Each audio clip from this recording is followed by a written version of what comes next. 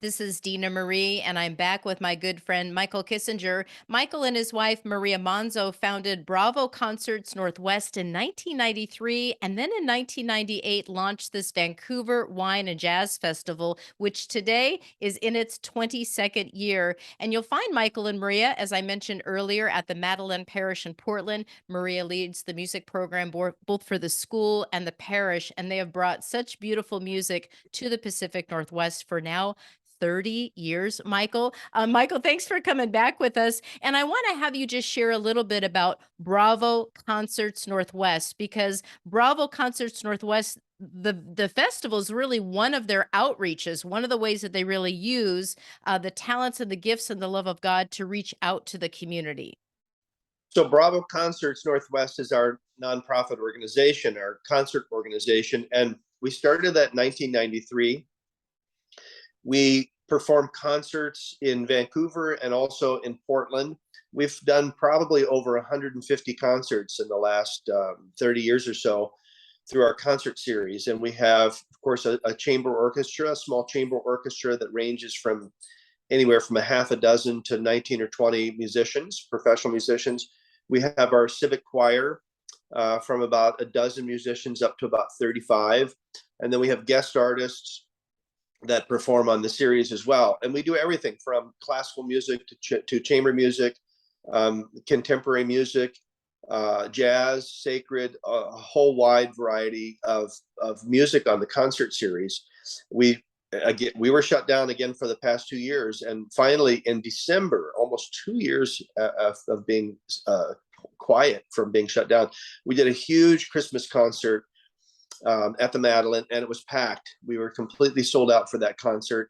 People had to mask, they had to show, their vaccine cards. We had to go through all these protocols, but they came. And then we finally did another concert after all these mandates were lifted at the end of March. We did a concert in the Madeleine Old Church, which has been renovated. It's a beautiful, absolutely beautiful space. And we did a concert of silent film, one of Charlie Chaplin's silent films, called a Dog's Life, with a live orchestra. And I'm conducting and waving my arms around, like crazy, because you have to keep up with the film because you're playing live. And then we had our choir performing early American music as well from that time period of Broadway music all the way up until the 1950s and 60s. So, and that was a great concert. That was filled as well. So we're looking forward to getting that concert series back, starting back up in the fall with a Christmas concert, and then moving forward into the fall. And that concert series is really kind of our heart and soul. And the Jazz Festival is really a part of Bravo. It's a part of the nonprofit organization. So it's the largest thing that we do, but it also helps support the concerts and the funding of the concerts that we do throughout the year as well. Right. And Michael, as you talk about the variety of music you do with Bravo Concerts Northwest, I mean, that really has happened over 22 years of festivals. You bring so many different kind of artisans. I think we think narrowly sometimes about when we hear the word jazz, but it just comes out to so many different kinds of musicians and types of instrumentations. Give us a sense of just who's coming this year, because it is an amazing collection of artists, young, some that have been around for decades, Grammy award winning artists. It's impressive. We will have this year. We'll have 23 concerts that will be taking place. So we have actually two stages. We have the main stage where we have our Northwest musicians, and then our major headline Grammy winning musicians, and we have a music education stage. So Friday night we have 6 headliners that will be here this year. On Friday night we have Sue Foley, who's a 2020 American Blues Award winning singer and guitar player on Friday night. And Friday night is all blues. So we have 3 local blues bands that are before hers. And we start out with Terry Robb, who's a wonderful guitarist. He's known throughout the Pacific Northwest. He's actually won many national awards as well. And then we have Norman Sylvester, our good friend Norman. He's actually a member of the Oregon Music Hall of Fame. People know him. He plays all over the Pacific Northwest. Great blues musician, and just a very kind man, very sweet man. And then our drummer, a drummer that we work with, Don Worth, is a member of the Bottleneck Blues Band, which is just a fun kind of a blues rock band, and they're just really a fun band. So the three of those blues groups will be performing right prior to Sue Foley, who's the headline musician, on Friday night. On Saturday, we have 7 bands that are performing and 3 headline musicians that will be there. We start out with she's a 26-year-old jazz piano player, so she's kind of the next younger generation of musicians coming up. Her name is Connie Hahn. And then Diane Schuer she's really a jazz icon. And Maria and I have worked with her for 25 years. And Diane's a Grammy-winning jazz singer and piano player. And actually, when we were coming back, when we finally heard that, okay, all these restrictions are lifted and we can kind of move forward, I called Diane and said, we're going to bring the festival back. And I can't think of anybody else I'd rather have than you, because she was at our very first festival in 1998. And I said, I want to have you here. I want you to help us kind of rebuild and restart again. Oh, Doc, I would love to. And she was crying. And I told Maria, I said, I started crying and we were kind of boo-hooing. And then she said, okay, well, what's my fee? So we got back to business. So we have Diane on Saturday, and then we'll finish on Saturday night with the Yellow Jackets.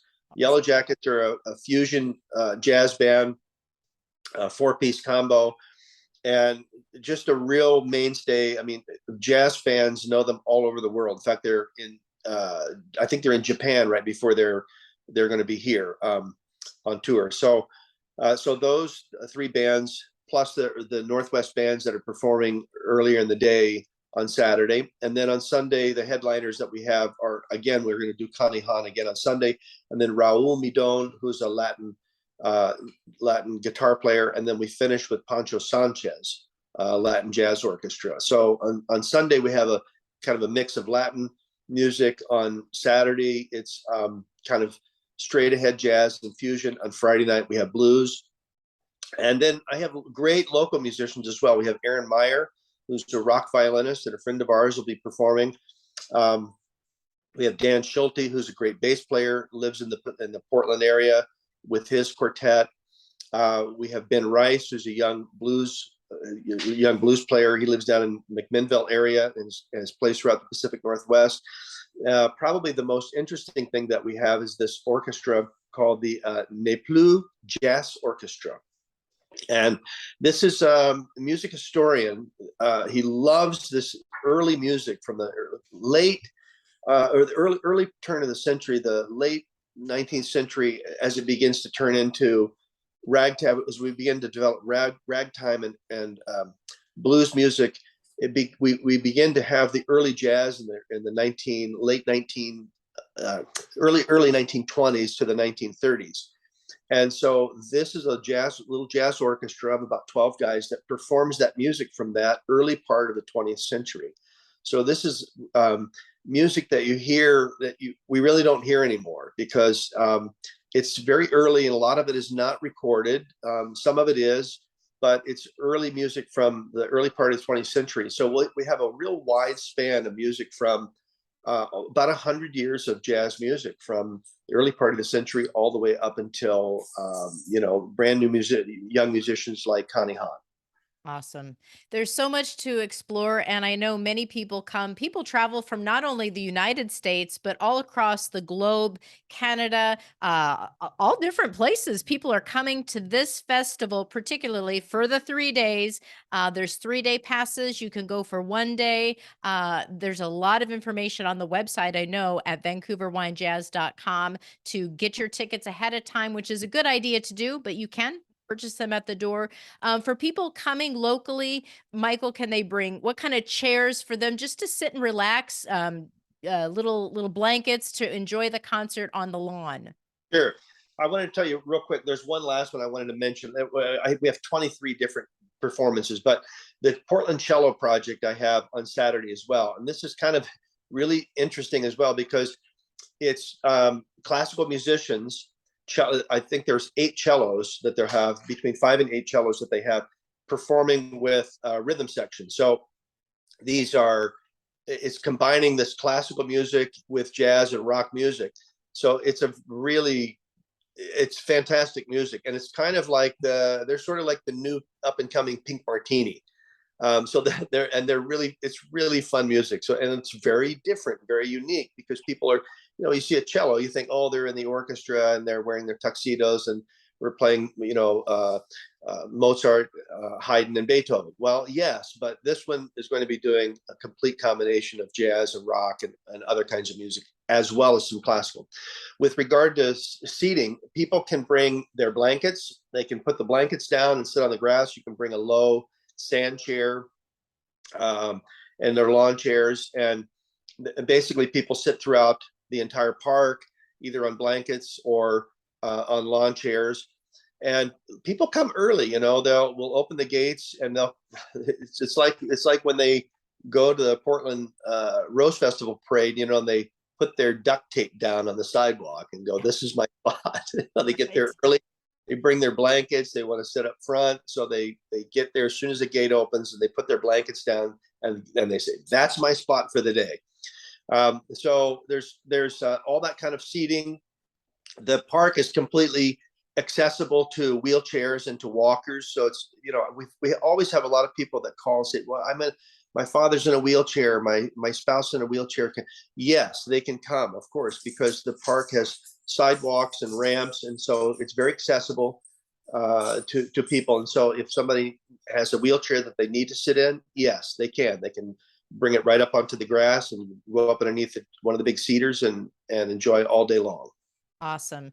Well, to get tickets, to find out more information, again, all the wineries, the craft brew, the artisans that are going to be there, and of course, the delicious food, and then all of the different businesses from both sides of the river are participating and supporting this amazing festival in its 22nd year. VancouverWineJazz.com. Michael and Maria from the Madeline, and really leading us with a beautiful way to be reborn in the glory of the Lord, and that is to bring about great creativity and especially music. Michael, I want to thank you and Maria and Sylvia so much, and just really all the volunteers. I'll be pouring wine on Sunday, so I hope people check out all the wine booths, and I'd love to say hello. Come on out, spend a lot of time, bring your family and friends. And a final message from you, Michael, as we close today. Well, we just want people to come out to the festival to enjoy the great music. We have 60 wines that they can choose from. There's 5 restaurants. There are 20 fine artists. You can see all the art that I have here behind me. There are incredible artists that will be there, where people can buy their art and get a commission or get something for a Christmas present or birthday present. There are other displays there from our corporate sponsors like BMW and Vancouver RV and all these other kind of companies that will be there. So it's a huge event with music, with wine, with food, with art, with exhibits, and it's something where you can spend the entire weekend and just have a great time.